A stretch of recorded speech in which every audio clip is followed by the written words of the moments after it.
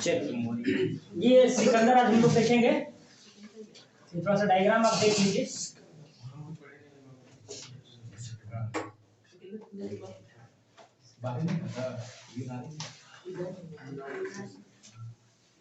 ठीक है, इधर लिख देते हैं, यहाँ दिख रहा है ना। भारत में ये तो मगध है ना, मगध देख रहे हैं आप जी। ये मगध का एरिया है। मगध पर नंद वंश का शासन चल रहा था, तो बाह्य आक्रमण होने लगा। ठीक है, बाह्य आक्रमण। यदि आपसे पूछेगा कि भारत पर पहली बार विदेशी आक्रमण किसने किया, नहीं, ये आपका गलत आंसर है। पहली बार एक ईरान है। ईरान तो जान रहे हैं ना? ईरान का एक वंश है जिसका नाम है हखमनी वंश। ईरान का एक शासक, एक वंश है, क्या नाम है? हखमनी वंश। हखमनी वंश का ही एक शासक है डेरियस प्रथम। डेरियस प्रथम को दायबार भी बोला जाता है। दायबार।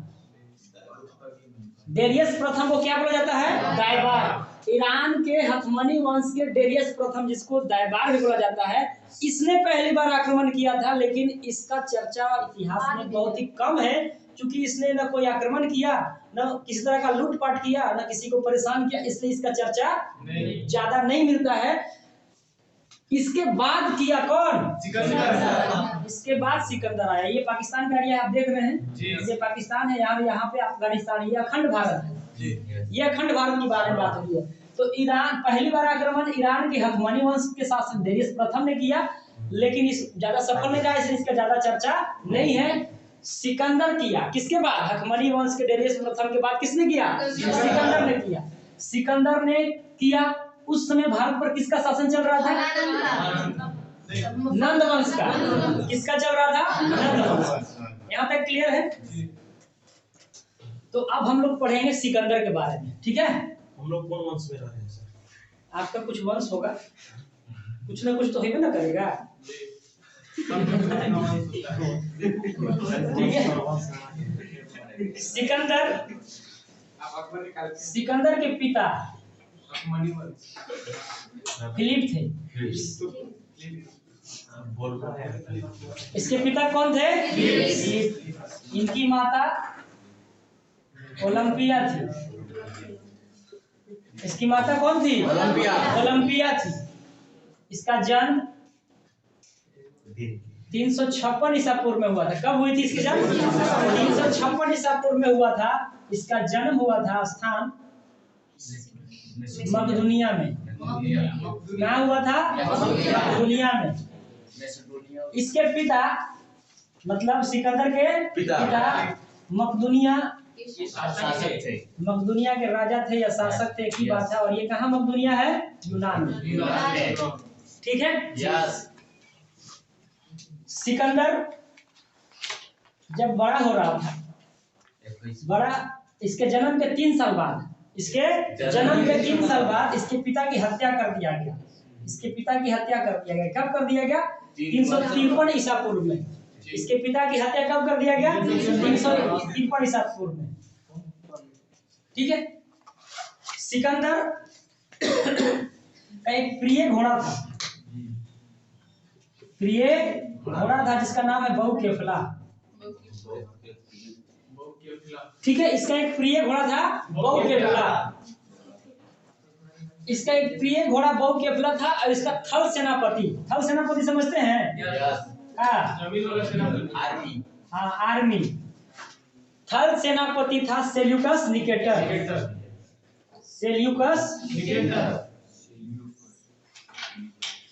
इसका एक थल सेनापति था सेल्यूकस निकेटर, और इसका एक जल सेनापति था निरियाकस।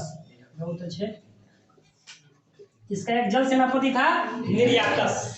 तो सिकंदर को विश्व विजेता इसलिए कहा जाता है मेरे भाई, क्योंकि यूनान के लोग जितने देशों को जानते थे, जितने देश मतलब ईरान हो गया, सिंध हो गया, कंधार हो गया, कंबोज हो गया, मिस्र हो गया, इस सभी देश को उन लोग जानते थे कि यही विश्व है।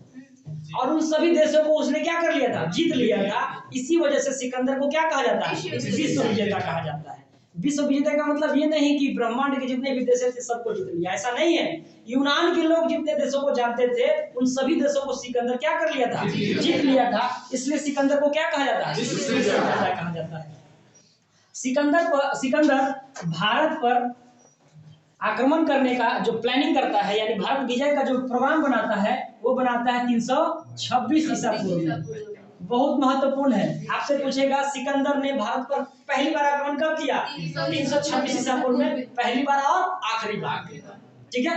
326 ईसा पूर्व में वो क्या करता है, भारत के लिए मूवमेंट करता है अपने दो सेनापतियों को लेकर, जिसका नाम है सेल्यूकस निकेटर और नेरियाकस। सेल्यूकस निकेटर थल सेनापति था, नेरियाकस जल सेनापति था, अपने प्रिय घोड़ा बोकेफला के साथ। जब वो भारत की ओर मूव करता है, जैसे ही मूव करता है तो इसके विशालता को देखते हुए, इसके पराक्रम को देखते हुए, तक्षशिला का नाम सुने हैं?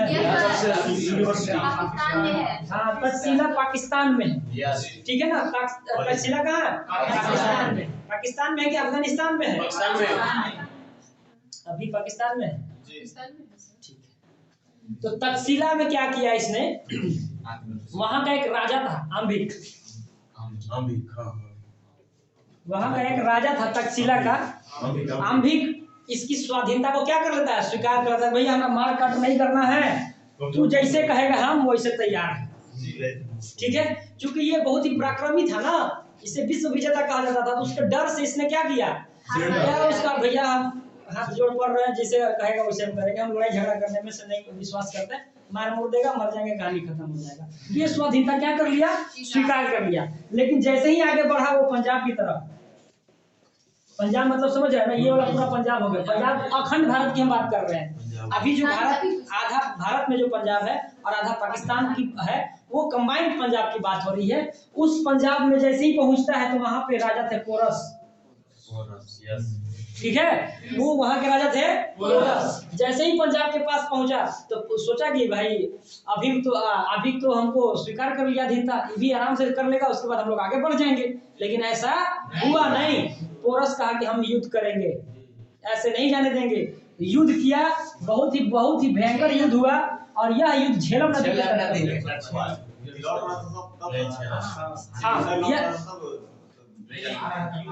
ये आ रहा था उधर से, तो आ रहा था तो इधर से ना आएगा, इधर हिंदू कुश पर्वत पड़ता है, खैबर दर्रा इधर ही है। वो आया कैसे था बता देते हैं आपको, खैबर दर्रा के माध्यम से आया था। किस दर्रा से आया था, खैबर दर्रा से आया था। और खैबर दर्रा हिंदू कुश पर्वत का पार्ट है, हिंदू कुश पर्वत का पार्ट है। इधर से आ रहा ना, तो इधर है हिंदू कुश पर्वत, और यही है खैबर दर्रा। उसी से वो आ रहा था स्थल मार्ग से। जब आ रहा था तो जैसे तक्षशिला पहुंचा तो वहां भी क्या कर लिया, स्वाधीनता स्वीकार कर लिया। और जब पंजाब पहुंचा तो पोरस कहा कि हम वैसा में से नहीं है, हम युद्ध करेंगे। युद्ध जब किया तो यह युद्ध हुआ झेलम नदी के तट पर, इसीलिए इसे झेलम का युद्ध भी कहा जाता है। झेलम का प्राचीन नाम वितस्ता है, वितस्ता भी बोलते हैं, विस्तता भी बोलते हैं, जो मन में आए सो बोले, लेकिन बस याद रहना चाहिए वितस्ता झेलम का प्राचीन नाम है, इसलिए इसे वितस्ता का भी युद्ध कहा जाता है। और सबसे महत्वपूर्ण कि इसे हाइडे स्पीच, इसे हाइडे स्पीच का युद्ध भी कहा जाता है। आ रही बात समझ में, यानी झेलम या वितस्ता या हाइडे स्पीच का युद्ध किसके किसके बीच में हुआ था, सिकंदर के बीच में हुआ था, ठीक है। पोरस और सिकंदर के बीच में जब युद्ध हुआ, बहुत ही भयंकर युद्ध हुआ, जिसमें पोरस की हार हो गई। जिसमें पोरस क्या हुआ, हार हुआ। अंतिम क्षणों तक लड़ा, मतलब बहुत ही कड़ा मुकाबला दिया, और अंत में क्या हुआ, पोरस हार गया। क्योंकि ये बहुत भयंकर चीज था ना, हाथी घोड़ा सब औजार, बहुत विश्व विजेता था, जिसको मालूम था कि हमको क्या लेके चलना है कि अगला को हरा देंगे। तो पोरस बहुत ही भयंकर युद्ध लड़ा, अंतिम समय तक लड़ा, और ये क्या हुआ, हार गया। इसके टेक्निक से, इसके लड़ने के टेक्निक से, इनके पास सेना कम थी ना, इसके पास ज्यादा था, लेकिन गुरिल्ला युद्ध लड़ रहा था, ठीक है। गुरिल्ला युद्ध लड़ रहा था, तो इसके टेक्निक से बहुत प्रभावित हुए। अंत में सिकंदर पोरस के साथ क्या कर लिया, इसको दोस्त बना लिया। इसको क्या कर लिया, दोस्त बना लिया। इससे बहुत ज्यादा प्रभावित हुई इसकी पत्नी, मतलब किसकी पत्नी, सिकंदर की पत्नी, जिसका नाम है रक्सेल, रक्सोल भी बोलते हैं इसको, या रुखसाना भी बोलते हैं। रुखसाना या रक्सोल। तो रुखसाना या रक्सोल क्या किया कि पोरस से प्रभावित हुई और इसके हाथ में राखी बांध दी, कलाई पर राखी बांध दी, कलाई पर राखी बांध दी। यहाँ तक क्लियर है? यहाँ तक बात समझ में आई? तो सिकंदर पोरस के साथ लड़ा झेलम नदी के तट पर या वितस्ता, जिसे हाइडेस्पिस का युद्ध कहा गया या तीनों कहा जाता है कभी कभी। कहीं देखा कि झेलम का युद्ध किसके किसके बीच हुआ था? तो सिकंदर और पोरस। क्लियर है? या वितस्ता का युद्ध किसके बीच हुआ? या हाइडेस्पिस का युद्ध किसके किसके बीच हुआ? तो उसकी पत्नी रक्सोल या रुखसाना, यानी सिकंदर की पत्नी कौन थी? रक्सोल या रुखसाना। ठीक है, तो उसने क्या की? कलाई पर राखी बांधी, उससे प्रभावित हो गए। सिकंदर अब आगे बढ़ने ही वाला था, आगे बढ़ने ही वाला था। तो यहाँ पे देखिए, यहाँ ब्यास नदी है ना, वहां पे ब्यास नदी है। जैसे ही वो आगे बढ़ने वाला था तो उसके सेना लोग ब्यास नदी को पार करने से इनकार कर दिया। बहुत महत्वपूर्ण है कि किस नदी को नहीं पार किया था? ब्यास नदी को क्या किया इसने? पार नहीं किया। किसने पार नहीं किया? सेना ने। सिकंदर के सेना ने ब्यास नदी को पार करने से क्या कर दिया? इनकार कर दिया। कहा कि हमसे न होगा। बहुत मोटिवेट किया सिकंदर की, नहीं यार हो जाएगा, पार हो जाओगे। लेकिन उसका बहाव तेज था, गहराई भी बहुत ज्यादा थी, जब पार होने से पहले ही बह के मर जाएंगे।